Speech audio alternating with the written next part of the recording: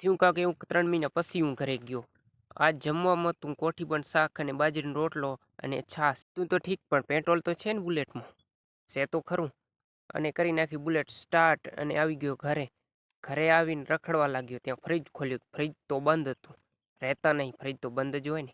IPhone દેખાડવાનું તમને ભૂલી જ ગયો. આરીસો તૂટલ પણ આઈફોન તો દેખાય છે. ટીવી હે ને 10 સાલ જૂની. આ ટીવી અને ઘરનો ફૂલ વિડીયો યુટ્યુબ ચેનલની અંદર આવી ગયો. જોતા આવજો.